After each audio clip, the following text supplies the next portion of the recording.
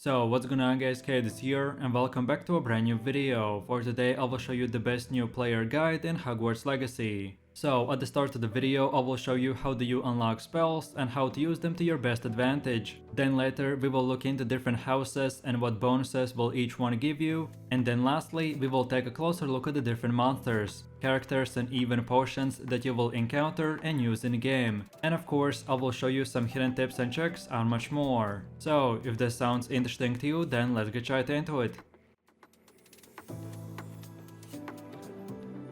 So then moving over to the spells, and they can be split into two categories called slottable spells and essential spells. You can choose your favorite slottable spells to keep in your spell diamond for quick access, and you can change them around at any time, while the essential spells are deemed more crucial and are more likely to be needed in specific fights or against specific monsters. Your 4 chosen spells will be accessed from the spell diamond in the bottom right hand corner of the screen by holding down your controller's right trigger button and then pressing the relevant button for your desired spell. And then your essential spell is accessed using the left button on the D-pad. And then in mid-fight you will be able to choose and change your spells using the right D-pad button. And for keyboard and mouse players, the spell mechanic will be very similar to Witcher 3. So on your keyboard you can just keybind the different buttons to each skill. Through the course of the game you will have the chance to unlock up to 3 additional spell diamonds, meaning that you will have 16 specific spells at your fingertips, ready for combat at any time. Rather than filling the bottom of your screen with 16 different spells, we will be able to simply use the D-pad while holding the right trigger button to scroll through your preset diamonds. And again on keyboard, instead of having 16 keys to press, we will have just 4 keys for our main skills. So for example, for the first 4 spells, we will have to press 1, 2, 3 and 4. And then to scroll through the next 4 skill diamond, we will just have to press for example the Q key, and this will select the second diamond. So then we again use 1, 2, 3 and 4, and then press Q again to select the third diamond, and etc. And then last but not least, to access your spell diamond, it is essential that you're holding the right trigger through, because just basic tapping a key will only trigger a basic spell. So in combat you will want to press the right trigger multiple times to chain a combo of attacks and much more. So then moving over to the different houses in Hogwarts Legacy. And when you start the game, the sorting hat will sort you in one of the 4 different houses, which are called the Gryffindor, Slytherin, Ravenclaw and Hufflepuff. Being in a house is more than just wearing a specific colored uniform. It actually changes the elements of your gameplay that will offer a unique experience, like giving you access to different quests, companions and much more. When the sorting hat appears in Hogwarts Legacy, you will be the one deciding the house you will be sent to. So all you have to do is select your preferred house once the choice appears. So then moving over to the first house, which is the Gryffindor, and it is known for their courage under fire, unwavering bravery, and stout-hearted chivalry. Students of Gryffindor are most likely to engage in heroics and may be a safe bet for those wizards or witches willing to do the right thing no matter the cost. Founded by Godric Gryffindor, this house is designed with a lion and its colors are that of red and gold. Students also gain exclusive access to the Gryffindor Common Room, which is located in one of the towers and is guarded by the portrait of a fat lady. And if you choose this house, then you will get a student companion called Natasi Onei. Then moving over to the next house, which is the Slytherin, and this house is more known for cunning and ambition above all else. Students of Slytherin are often cast in a more devious light, as they're most often the ones who plan to succeed in their endeavors with little regard for morality or consequence to others. Founded by the Salazar Slytherin, this house is represented by a snake, and its colors are that of a green and silver. Then as well, everyone in this house will have access to the Slytherin Common Room, which is located down in the dungeons. And the dungeon itself is located underneath the large lake, casting an eerie glow from its windows. And if you choose this house, then you will get a student companion called Sebastian Sallow. So then for the next house we have the Ravenclaw, and they're known for their wisdom, wit and creative intelligence for solving problems, and students of Ravenclaw are often assumed to be the smartest of their peers, focusing less on raw power and more of the pursuit of academia. Ravenclaw prides itself on pursuing the magical arts, while drive and diligence to become masters of spells and magic. Founded by the Rowena Ravenclaw, this house is represented by an eagle, and heralds in a blue and bronze. Their students' own room is in another of the main towers, much like Gryffindor, and although instead of requiring a password, students are often tasked with solving riddles, and then enjoy its large vaulted room, with wide open windows overlooking the grounds below. If you choose this house, then you will get a student companion called Amit Takar. And then for the last house, we have the Hufflepuff. This house is known for being the most inclusive house to invite anyone who value hard work. The students of Hufflepuff House are generally taught as a good-natured lot and pride themselves on patience, loyalty, and fair play. While not as ambitious and competitive as other houses, they are tried and true and still capable of great things. Founded by the Helga Hufflepuff, this house is designed by a badger alongside colors of yellow and black. Their common room is located somewhere near the basements of the castle and feature a homely and cozy room full of various wonderful plants and fauna, and it is even located somewhere close to the kitchens. If you choose this house, then you will get a student companion called Poppy Sweating.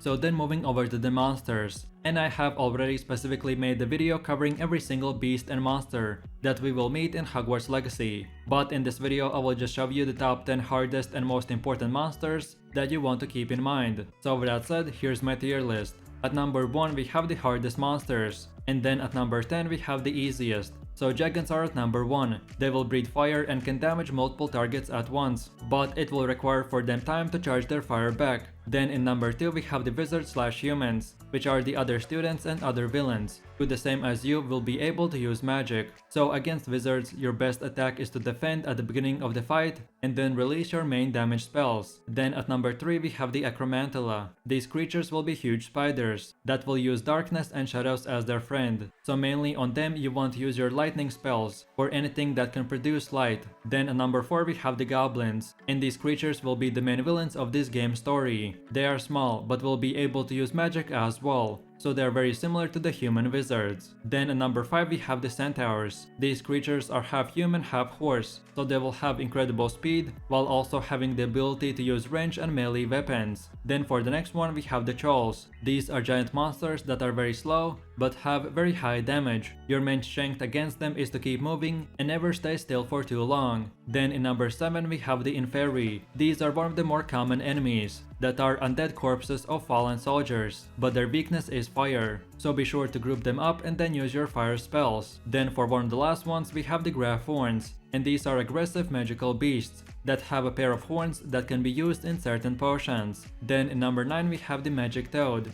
which is a corrupted creature that will shoot slimes, which can even slow your movement, so watch out. And then at number 10 we have the Wooper. While they look harmless when they first hatch, a Wooper song can actually drive the listener to insanity. So in open world we will have to stay away from them, and then there wouldn't be any reason for us to fight against each other.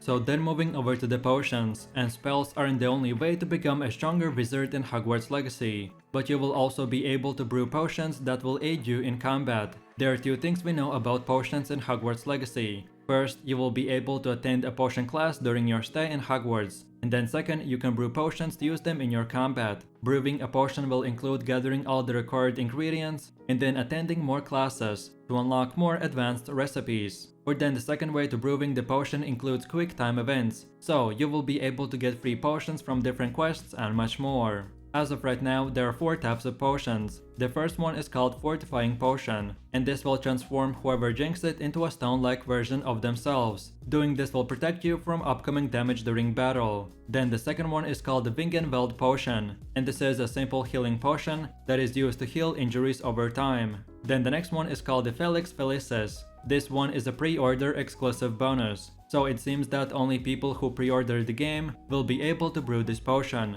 The Felix Felicis potion is used to make whoever drinks it extremely lucky for a period of time. And then lastly we have the Invisibility Potion. According to Harry Potter lore, this potion is used to make whoever drinks it invisible for a short time, so you will be able to use it to faster complete quests or in a battle to protect yourself.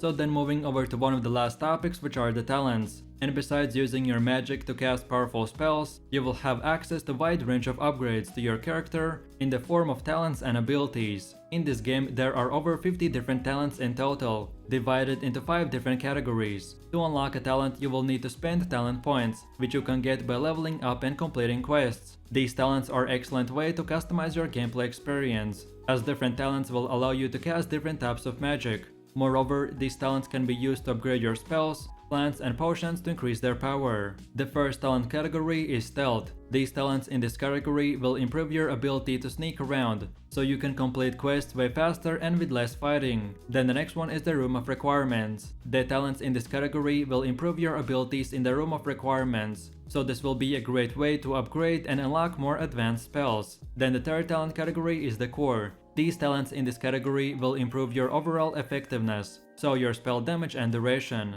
And then we have 2 more talents which are more in-depth and will require a specific video, so be lookout for that as well. But in general, you can level up your Hogwarts Legacy character in a few ways. Equipment can be upgraded, as can abilities, along with talents. So completing challenges in the open world will give you experience, which then can be applied to upgrading your talents.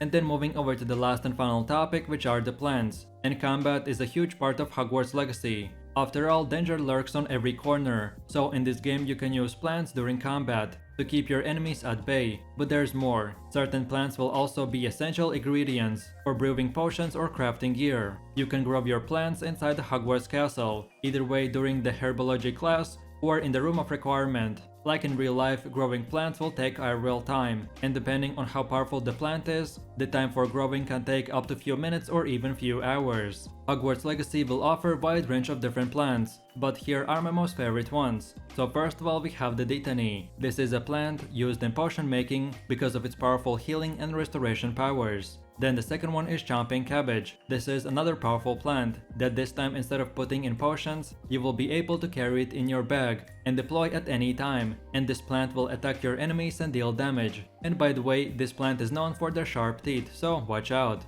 Then the next one is called the Venomous Tentacula. You can use the leaves of this plant in potion making, but if you ever find yourself in trouble, then you can use the Venomous Tentacula spiked vines to attack your enemies as well. This plant is known to be highly venomous, and it will attack its prey with creeping long spiked vines. And then for the last one, we have the Mellow Sweet. Mellow Sweet is a magical herb that centaurs burn to inhale its fume, which helps them to stargaze. As centaurs are in Hogwarts Legacy, so be ready to trade or fight for valuable goods to then get some Mellow Sweet seed from them, and that's about it. So with that said, I really do appreciate everyone for watching, guys, and I hope you enjoyed it. If you have any suggestions, feedback, or other good Hogwarts Legacy guides that you would like to see in the next video, then feel free to leave your comments in the comment section down below. And while you're doing that, please click like, subscribe, and enable that notification bell, so this way you could support the channel and you won't miss any more amazing content from me. With all this said, you have an amazing day, and I will see you in my next video, so take it easy, peace.